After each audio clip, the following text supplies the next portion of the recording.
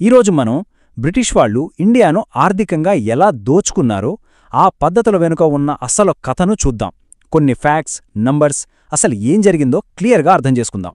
So అసలు point ఏంటంటే, just ఒక ట్రేడింగ్ కంపెనీ ఒక దేశం మొత్తం సంపదను ఎలా ఖాళీ చేయగలిగింది? ఆలోచించండి. ఈ ప్రశ్నకు సమాధానం దొరికితే మన చరిత్రలో ఒక చాలా ముఖ్యమైన చాప్టర్ మనకు అర్థమైనట్టే. సరే, ఈ కథ ఎలా మొదలైందంటే వ్యాపారంతో. కాని అది అక్కడితో ఆగలేదు. మెల్లమెల్లగా వ్యాపారం కాస్తా పాలనగా మారింది. అసలు ఆ మార్పు ఎలా జరిగిందో ఒక్కసారి చూద్దాం. ఈస్ట్ ఇండియా కంపెనీ వాళ్లు వచ్చింది కేవలం బిజినెస్ చేయడానికే కాదు, వాళ్ళిక్కడ లోకల్ పాలిటిక్స్లో తల్లదూర్చారు. మన రాజుల మధ్య గొడవలు పెట్టి ఆ సిచ్యుయేషన్ను తమకు అనుకూలంగా మార్చుకున్నారు. ఇది బిజినెస్ కాదు, ఇది ఒక పక్కా ప్లాన్, ఒక స్ట్రాటజీ అన్నమాట. కాని ఒక్క సంఘటనతో మొత్తం ఇండియా చరిత్రే మారిపోయింది. అదే ఈ కథలో అసలైన టర్నింగ్ పాయింట్. ఇక్కడ చూడండి, ఈ మార్పు ఎంత ఫాస్ట్గా జరిగిందో. 1757కు ముందు వరకు వాళ్లు జస్ట్ ట్రేడర్స్. కానీ 1757లో ప్లాసీ యుద్ధం జరిగింది కదా, ఆ ఒక్క యుద్ధం తర్వాత వాళ్లు మన దేశానికి రూలర్స్ అయిపోయారు. కంప్లీట్ పవర్ వాళ్ళ చేతిలోకి వెళ్ళిపోయింది. పవర్ చేతికి రాగానే వాళ్ళు చేసిన మొదటి పనేంటో తెలుసా? మన దేశ ఎకానమీని టార్గెట్ చేయడం, ట్యాక్స్లు, ఇంకా మన ఇండస్ట్రీలను దెబ్బతీయడం. ఈ రెండే వాళ్ల దోపిడీకి పునాదులు. ఫస్ట్ వాళ్లొక దారుణమైన ట్యాక్స్ సిస్టమ్ తెచ్చారు. టార్గెట్ ఎవరంటే రైతులు. వాళ్లమీద భయంకరమైన పన్నులు వేశారు. ఈ పర్మనెంట్ సెటిల్మెంట్ సిస్టంలో జమీందార్ల ద్వారా డబ్బు కలెక్ట్ చేసేవాళ్లు. అసలు విషయమేంటంటే, పంట పండిందా పండలేదా అనవసరం, ట్యాక్స్ కట్టి తీరాల్సిందే. ఇక రిజల్ట్ ఏంటి? రైతులంతా అప్పుల్లో కూరుకుపోయారు. దేశంలో పేదరికం విపరీతంగా పెరిగిపోయింది. అగ్రికల్చర్ మాత్రమే కాదు, మన ఇండస్ట్రీలను కూడా పక్కా ప్లాన్తో దెబ్బతీశారు. ఇక్కడ మనవాళ్లు తయారు చేసిన వస్తువులపై విపరీతమైన ట్యాక్సులు వేసేవాళ్లు. దాంతో అవి చాలా కాస్ట్లీ అయిపోయేవి.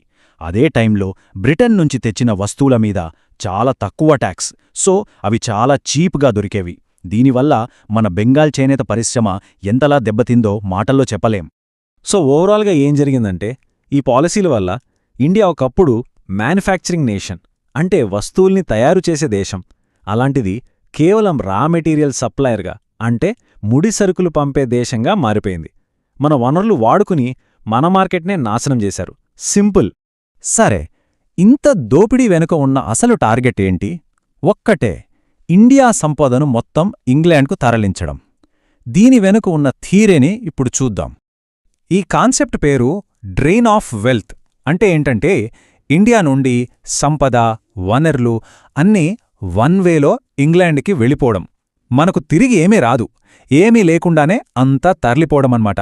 ఈ ఐడియాని మనకు ఫస్ట్ టైం చెప్పింది దాదాభాయ్ నౌరోజీ. ఈ డ్రెయిన్ మెకానిజం, అంటే ఈ దోపిడీ చక్రం ఎలా పనిచేసిందో చూడండి. స్టెప్ 1, మన దగ్గరనుంచి రా మెటీరియల్స్ బ్రిటన్కి తీసుకెళ్తారు. స్టెప్ 2, అక్కడ ఫ్యాక్టరీలో వస్తువులు తయారు చేస్తారు. స్టెప్ 3, ఆ ఫినిష్డ్ ప్రాడక్ట్స్ని మళ్లీ మన మార్కెట్లోనే అమ్ముతారు. ఇక ఫైనల్గా స్టెప్ 4, వచ్చిన ప్రాఫిట్ మొత్తం డైరెక్ట్గా యూకేకి. ఇదొక విషవలయం లాంటిది. ఒకే ఒక్క మాటలో చెప్పాలంటే, ఇండియా పని చేస్తుంది, డబ్బు యూకేకి వెళ్తుంది, అంతే. ఈ ఒక్క లైన్లో మొత్తం ఎకనామిక్ సిస్టమ్ సారాంశం ఉంది. అయితే ఈ ఎకనామిక్ ఎక్స్‌ప్లాయిటేషన్ వల్ల మనం కోల్పోయిన కేవలం డబ్బే కాదు, దాని ఎఫెక్ట్ అంతకు మించి ఉంది. దానివల్ల దేశంలో కలువులొచ్చాయి, దేశం లోపల బలహీనపడింది. ఇప్పుడు ఆ భయంకరమైన నిజాలేంటో చూద్దాం. బ్రిటిష్ వాళ్లు మన రైతులను ఫుడ్ క్రాప్స్, అంటే ఆహార పంటలు పండించొద్దని, వాటికి బదులుగా క్యాష్ క్రాప్స్ పండించమని ఫోర్స్ చేశారు. అంటే వాళ్లకు డబ్బులొచ్చే ఇండిగో, నల్లమందు లాంటివి అన్నమాట. మరి దీనివల్లేమైంది?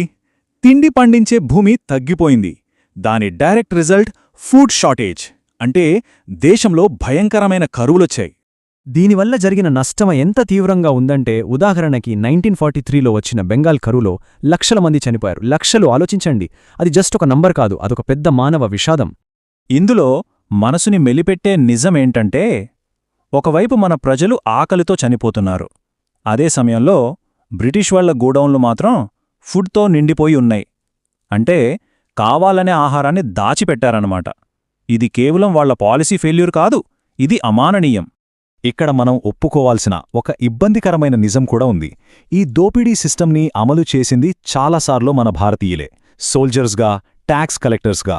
వాళ్లు మనవాళ్లనే మనకు వ్యతిరేకంగా వాడుకున్నారు. ఓకే, బ్రిటిష్ వాళ్ళు చాలా తెలివిగా దోచుకున్నారు, అది ఫ్యాక్ట్. కానీ మనం మనల్ని వేసుకోవాల్సిన ప్రశ్న ఇంకొకటుంది. అసలు ఇండియా ఎందుకంత బలహీనపడింది? మనలో మనకున్న గొడవలు, మన నాయకుల స్వార్థం, మారుతున్న ప్రపంచాన్ని మనం అర్థం చేసుకోలేకపోవడం, ఇవన్నీ కూడా కారణం కావచ్చు కదా. దీని గురించి ఆలోచించాలి.